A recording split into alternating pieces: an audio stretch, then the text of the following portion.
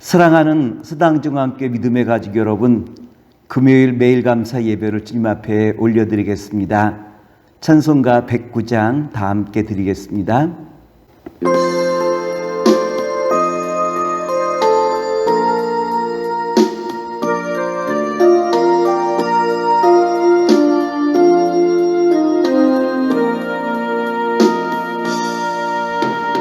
고요한 밤, 거룩한 밤, 어둠에 묻힌 밤, 주의 부모 앉아서 감사 기도 드릴 때 아기 잘도 잔다, 아기 잘도 잔다.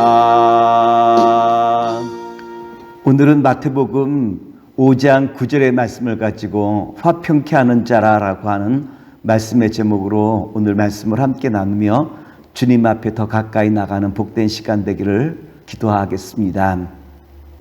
팔복 중에서 7번째 복이 뭐냐로 말하면 화평케 하는 자의 복 아니겠습니까? 마태복음 5장 9절에 보면 다음과도 같은 말씀이 있어요. 제가 말씀을 봉독하여 드리겠습니다. 화평하게 하는 자는 복이 있나니 그들이 하나님의 아들이라 일컬음을 받을 것이며. 여기서 화평이라고 한 말을 뒤집으면 평화가 됐죠.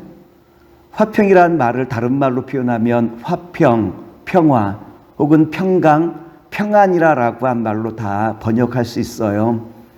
평안이나 평강은 개인적인 관계 속에서 나타낼 수 있는 말이고, 평화나 아니면 화평이라고 하는 단어는 조금 더 타인과의 관계 속에서 이 단어를 사용할 수 있겠죠.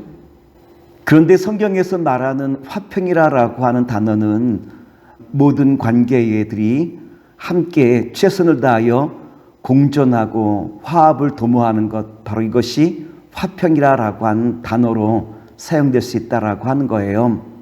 외부에서 조성된 평화를 그냥 수동적으로 누리는 것이 아니라 화평이라고 한 단어는 내가 평화를 만들어 간다라고 하는 능동적인 개념에서 쓰였다라고 하는 거예요.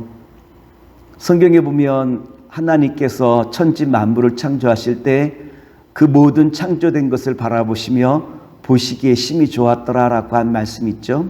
창세기 1장 31절에 보면 다음과도 같은 말씀이 있어요. 제가 말씀을 봉독하여 드리겠습니다. 하나님이 지으신 그 모든 것을 보시니 보시기에 심히 좋았더라. 저녁이 되고 아침이 되니 이는 6째 날이니라. 하나님께서 천지 만물을 창조하시고 마음이 흡족하셨던 것은 결국 모든 관계들이 조화를 이루었기 때문이라고 말씀을 드릴 수 있겠죠. 하나님과 인간, 인간과 인간, 그리고 또한 인간과 자연 사이의 모든 조화를 말하는 거예요. 단지 싸우지 않는다라고 하는 그와 같은 의미가 아니라 이 모든 관계들이 서로 조화를 이루며 공존하며 그리고 또한 협력과 하모니를 이루어가는 것이 이 화평이라고 하는 말씀이기도 합니다. 그런데 이 소중한 화평이 왜 깨어지게 되었죠? 우리가 잘 알고 있는 것처럼 아담이 하나님께서 말씀하신 그 말씀을 따르지 못하고 선악과를 먹음으로 말미암아 이 모든 화평의 관계가 깨어지고 말죠. 그래서 하나님과 인간 사이의 관계가 깨어지고 말아요. 아담은 하나님의 낯을 피하여 동산 숲에 숨었고, 하나님께서는 이런 아담을 에덴 동산에서 쫓아내시고 말았죠. 그리고 인간과 인간 사이의 그 화평, 조화가 깨어지고 말았어요. 우리가 잘 알고 있는 것처럼 아담과 하와가 주님 앞에 부름을 받았을 때 아담은 뭐라고 주님 앞에 대답하죠? 당신이 창조하신 저 하와 때문에 내가 이 선악과를 먹었습니다라고 모든 죄를 하와에게 넘기고 있는 아담의 모습을 우리가 볼 수 있지 않습니까? 뿐만 아니라 가인과 아벨 가운데 가인이 자신의 동생 아벨을 죽이고 난 다음에 아벨과 내가 무슨 상관이 있느냐라고 대들고 있는 가인의 그 모습을 통하여 인간과 인간 사이의 관계가 깨어졌음을 성경은 우리에게 보여주시고 있어요. 뿐만 아니라 인간과 자연 사이의 관계도 깨어지고 말죠.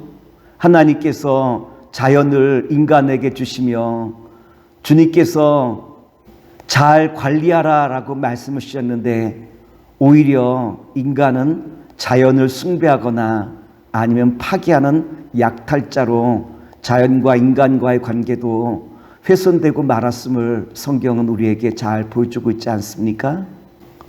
오늘 우리가 살아가는 이 시대에 평화가 깨진 이유가 있다면 어디 있을까요? 결국은 관계가 무너졌기 때문이라고 말씀을 드릴 수 있지 않겠습니까? 근데 많은 사람들은 관계 회복으로부터 시작되는 것이 아니라 외부적인 요인에 있다라고 생각들을 많이 해요. 돈이 없다든지 아니면 사업이 잘 안 된다든지 운이 없다든지 아니면 나의 가정 환경이 어렵기 때문이라든지 외부적인 조건으로 나의 이 모든 불안을 돌리고 있지 않습니까? 그러나 여러분, 우리 마음속에 평안을 그리고 또한 화평을 다시 한번 찾는 방법이 있다면 외부적인 조건을 가지고는 우리가 이 모든 것들을 얻을 수 없다라고 하는 것 아니겠습니까? 오히려 외부적인 것들을 우리가 얻으려면 끊임없이 수단과 방법을 가리지 아니하고 다른 사람보다 높아져야 되는데 다른 사람보다 높아지려면 관계가 더욱더 무너지고 말 것 아니겠습니까? 그럼 우리가 진정한 평화를 누리기 위해서는 관계를 회복하는 것이 먼저 선행돼야 된다라고 하는 거예요. 하나님께서는 우리와의 관계를 회복하기 위하여 그의 아들 예수 이 땅에 보내심으로 말미암아 그의 십자가의 은혜로 우리의 모든 죄를 다 용서하시고 영원한 생명의 길로 주님께서 우리를 인도하신 것 아니겠습니까? 로마서 5장 10절에 보면 다음과도 같은 말씀이 있어요. 제가 말씀을 봉독하여 드리겠습니다. 곧 우리가 원수 되었을 때 그의 아들의 죽으심으로 말미암아 하나님과 화목하게 되었은즉 화목하게 된 자로서는 더욱 그의 살아나심으로 말미암아 구원을 받을 것이니라. 하나님께서는 단지 인간과의 관계만 회복하는 것을 원하신 것이 아니라 하나님께서는 인간과 자연 그리고 또한 하나님까지 다 관계를 회복한 것이 하나님의 의도 아니었겠습니까? 골로새서 1장 20절에 보면 다음과 같은 말씀이 있어요. 제가 말씀을 봉독하여 드리겠습니다. 그의 십자가의 피로 화평을 이루사 만물 곧 땅에 있는 것들이나 하늘에 있는 것들이 그로 말미암아 자기와 화목하게 되기를 기뻐하심이라. 예수님께서 십자가의 그 사랑으로 하나님과 인간 그리고 또한 자연 모든 곳에 이르기까지 이제는 화평을 이루셨다라고 하는 말씀 아니겠습니까? 그리고 또한 저와 여러분을 통하여 주님께서는 원하시는 것이 있다면 이제는 화평을 평화를 만들어 가는 자가 되십시오라고 한 것이 주님께서 오늘 우리에게 들려주시기 원하시는 메시지라고 하는 거예요. 그래서 마태복음 5장 9절 마지막에 보면 다음과도 같은 말씀인데 제가 한번 말씀을 봉독하여 드리겠습니다. 화평하게 하는 자는 복이 있나니 그들이 하나님의 아들이라 일컬음을 받을 것이며. 화평을 만들어가는 자에게 하나님의 아들이 될 것이다 라고 이와 같이 말씀하신 것이 아니라 화평을 이뤄가는 사람들 향하여 주님께서는 다른 사람이 너희를 향하여 하나님의 아들이라 말하리라 라고 이와 같이 말씀을 주신 것 아니겠습니까? 오늘 바라기는 사랑하는 믿음의 성도 여러분, 오늘 끊임없이 분열된 이 사회 속에서 이젠 저와 여러분과 이 교회를 통하여 이제는 조화를 이뤄나가는 화평을 이뤄나가는 아름답고 복된 주님의 자녀가 되길 원합니다. 기도합니다.